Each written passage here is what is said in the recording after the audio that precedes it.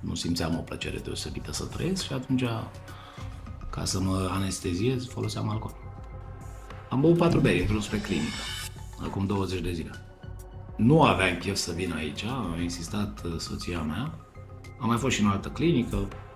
Am crezut că după câteva luni poți să bei un pahar.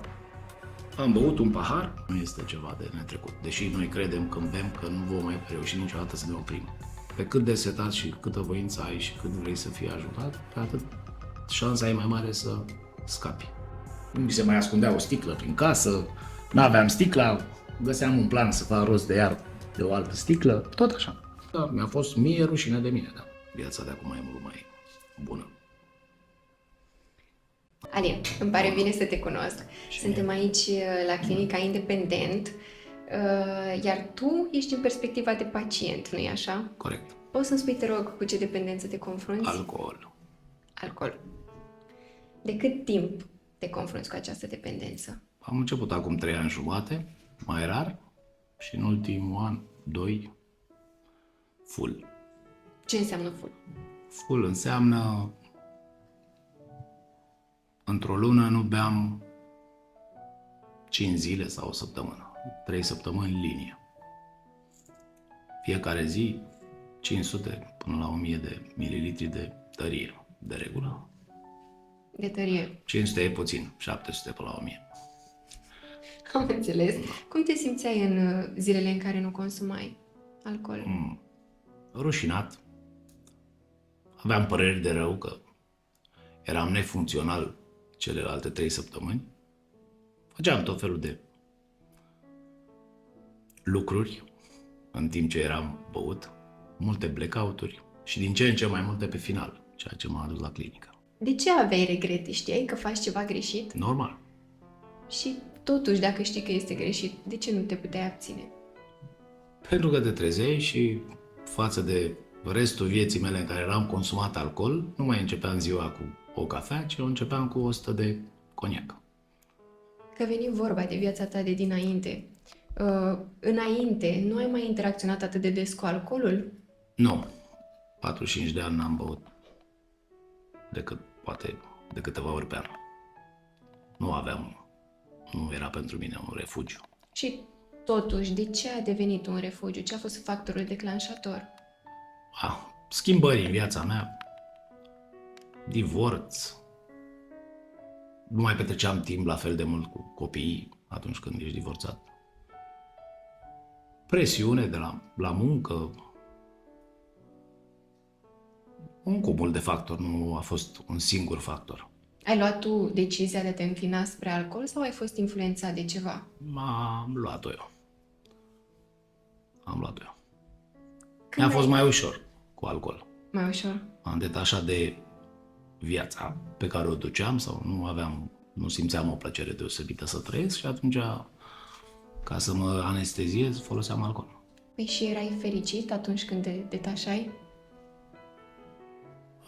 Nu neapărat că erai fericit. Înainte erai nefericit și acum veneai într-un zero. Se estompau gândurile negative, să zicem așa. Ce se întâmpla când redeveneai conștient? Mai apăruse un motiv în afară de gândurile anterioare care mă făceau să beau sau care m-au dus să beau. Acum mai eram și supărat că beau. Când ai simțit că pierzi controlul? Adică când ți-ai dat seama că ai o problemă, o dependență? Când am devenit, pe lângă agresiv verbal, în momentele de blackout, și agresiv fizic, cu persoane care mi erau dragi. Prima oară în viață și aia a fost un declic. Poți să îmi povestești un moment în care ai fost agresiv, poate pe care îl regreți? Verbal ce ai spus, tot timpul ce ai eram. gândit? Verbal tot timpul eram la blackout. Când ajungeam să beau foarte mult, de regulă persoanele dragi mie îmi povesteau sau mă sfătuiau să nu mai beau și sfatul ăla în acel moment nu-l primeam cu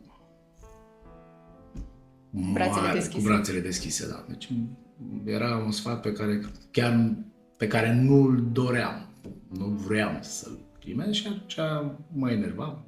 Nu mi se mai ascundea o sticlă prin casă, n-aveam sticla, găseam un plan să fac rost de iar de o altă sticlă, tot așa. Când te trezeai dimineața, îți aduceai aminte ce făceai, ce Nu, spuneai? asta e partea proastă, că în ultimul timp, datorită cantității tot mai mari de alcool și perioada în care beam tot mai lungă, săptămâni, reușeam să am foarte des, de câteva ori pe săptămână, momente în care după ora 18 seara până la ora 24 nu mai știam efectiv absolut nimic ce am făcut. Deci a doua zi nu mai mi-aduceam aminte ce am făcut. Și cum aflai? Îți spuneau cei din jur? Da, aflam povești. Ce a fost cel mai marcant lucru pe care l-ai aflat despre tine, beat fiind? Niciunul nu a fost mai important decât ceea ce am zis. Agresiunea fizică.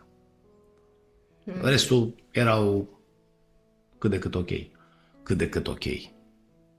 Nu erau. Se putea și mai rău, se putea și mai bine, dar asta a fost triggerul. Spune-mi, te rog, și de viața profesională, cum a influențat-o dependența ta? Norocul meu e că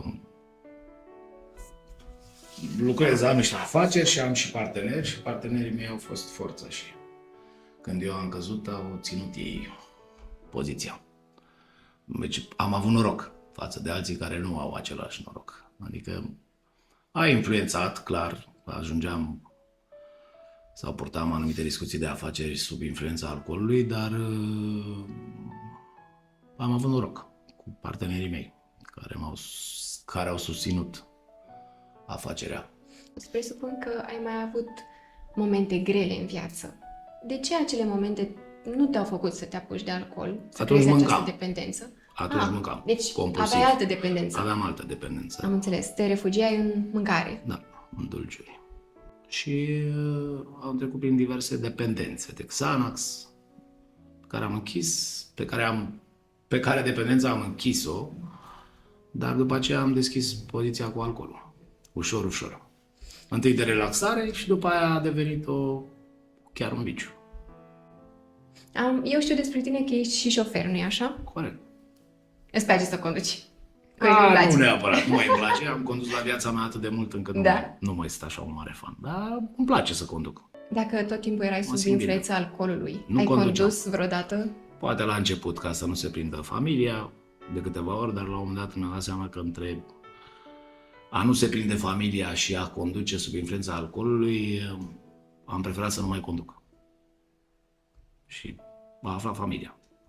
Că beam dimineața, că asta era problema de fond, da? Dacă bei la ora 9 dimineața, e clar că nu mai poți să conduci. În primă fază, poți să ascunzi asta conducând. Lumea are senzația că n-ai băut. Dar tu știi că ai băut și am avut înțelepciunea să nu fac jocul ăsta de multe ori. Am făcut de câteva ori și la un moment dat am zis mai bine află familia că beau la ora 9 decât să conduc. Nu eram beat, da? Nici cu 50-100 de vodcă nu e sănătos să conduci. Consumând atât de mult, ai dezvoltat cumva și probleme de sănătate? Spre norocul meu nu. Bănuiesc că dacă n-am băut 45 de ani, ăștia 3 ani jumate n-au fost așa de grei pentru ficatul meu. Când a fost ultima oară când ai băut ultimul pahar?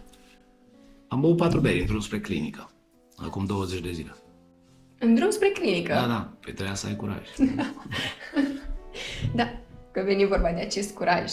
A fost inițiativa ta sau ai fost, poate, sprijinit? Eram conștient că trebuie să cer ajutorul. Nu aveam chef să vin aici, a insistat soția mea. Știam că trebuie să vin, că nu mai există altă cale. Dar, să zicem,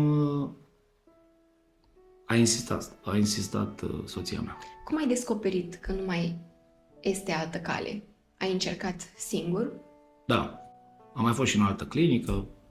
Am crezut că după câteva luni poți să bei un pahar. Am băut un pahar, am stat fără să beau câteva luni bune, 3-4 luni. După aceea am băut un pahar, peste o săptămână am băut 5, peste încă o săptămână am băut iar o sticlă pe zi. Având în vedere că ai fost în altă clinică, ești în mare măsură să ne spui ce ai văzut diferit aici la noi. Colectivul, terapiile, posibilitatea să fac foarte mult sport. ceilalți dependenți. Noi facem și un fel de terapie în grup când suntem singuri, cumva, tot discutând fiecare povestind ce efect a avut negativ în viața fiecăruia dependența, îți dai seama că în multe poziții te regăsești. Da? Cam toți dependenții au aceleași probleme. Nu e mare diferența. Normal. Poate există între alcool și droguri sau diferențe, dar sevraje diferite sau timp de sevraj, dar principal toată lumea are o problemă și o neacă în ceva. Cam așa funcționează. Ești un om matur, trecut prin viață, dar vreau să te întreb totuși, ai descoperit ceva nou despre tine aici la clinică sau prin terapii? Da, aici am conștientizat că trebuie să am un plan de viață mult mai clar, mult mai multă disciplină, să găsesc un echilibru între lucrurile care contează pentru mine, în primul rând între mine și restul lumii, între mine și familie, între mine și hobby-urile mele pe care încerc să mi le repornesc în viața mea. Un plan. Acum am un plan. Înainte nu-l aveam. Cum s-au simțit primele zile fără alcool? Pentru mine n-a fost o problemă. Spre norocul meu, eu nu aveam mai mult de o zi sevraj, chiar dacă beam foarte mult. Cum se manifesta sevrajul la tine? Lipsă de forță și tremur.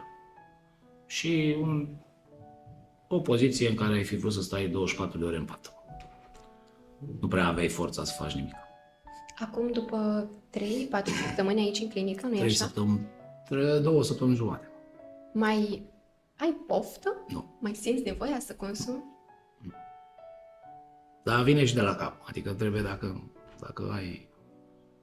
Trebuie să lucrezi foarte mult cu tine. Te simți poate un pic mai conștient acum decât în perioada în care consumai foarte mult alcool? Nu are nicio legătură. Viața de acum e mult mai bună. Am recăpătat controlul. Ce sfat ai dat tu unui dependent de alcool care se confruntă cu chestia asta chiar acum și încă nu a găsit rezolvarea, să spun așa? În primul rând să-și propună să nu mai bea, să creadă cu adevărat că vrea să facă asta și să vină la clinică. Nu este ceva de netrecut. Deși noi credem când bem că nu vom mai reuși niciodată să ne oprim. Dar dacă ai încredere în tine și accepti ajutorul celorlalți, e relativ simplu. Crezi că cei care sunt, poate, sprijiniți mai mult de familie și prieteni au mai multe șanse să se vindece de dependență decât un om singur? Clar. E foarte important și suportul de acasă. Care este terapia ta preferată? N-aș putea să spun că e una preferată. Cumva, regula clinicii este să participi la toate terapiile. Fiecare aduce câte ceva. Fiecare zi e altfel. Discuțiile sunt între terapeut și grup. Grupul e un organism viu. În fiecare zi reacționează altfel, în fiecare zi afli ceva despre alt coleg sau idei noi de la terapeut care vin spre tine, te gândești, trece noaptea, a doua zi pornești iar. N-aș putea să spun că toate concură la un rezultat. Pe cât de setat și câtă voință ai și cât vrei să fii ajutat, pe atât șansa e mai mare să scapi de alcool. Ți-a fost vreodată rușine de tine din cauza dependenței sau ca alți oameni să afle că te Nu, confrunți cu alți asta? oameni să afle, nu. Pentru mine nu era o problemă, dar mi-a fost mie rușine de mine, da. Aia era cea mai grea povară. Nu prea mă interesa părerea celorlalți. Costul este un impediment din a vrea să te vindeci. Cum ți se pare raportul ăsta cost versus beneficiile pe care le ai aici în clinică?